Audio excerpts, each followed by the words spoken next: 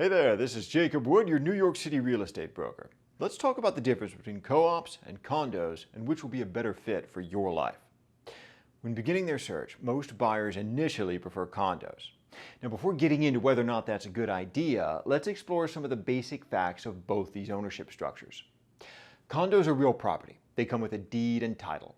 They're not tightly regulated. Anyone can purchase in a condo, regardless of employment, citizenship, planned usage, credit, or mortgage product. Owners are billed common charges, similar in function to an HOA fee, and quarterly tax bills. Condo boards hold only a right of first refusal on purchases in their buildings.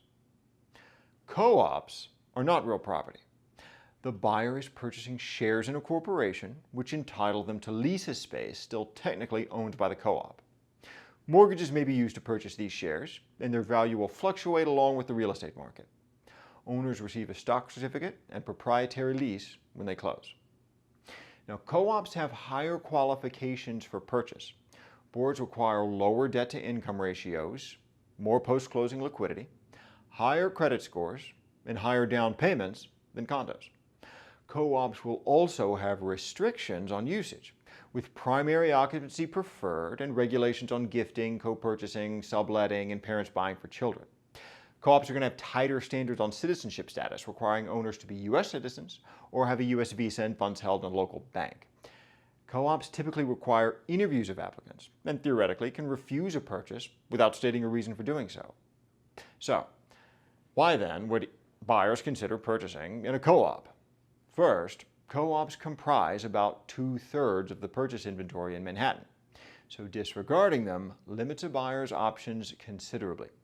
Second, co-ops typically sell for 25% less than condos.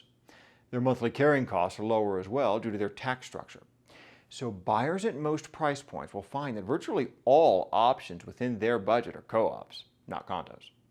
In addition to the affordability of co-ops, their more regulated ownership structure offers advantages as well. Because the condo market is disproportionately made up of investors and foreign buyers, it tends to become overvalued in sellers' markets and tends to overcorrect in buyers' markets. The value of co-ops is much more stable.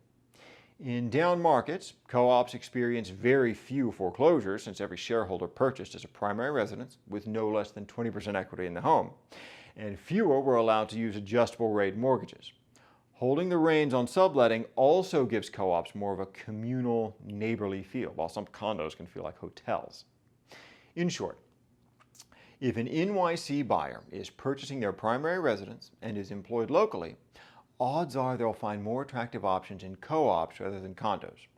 If a buyer is foreign, if they're an investor, if they're looking to purchase a new development, condos will be their only option.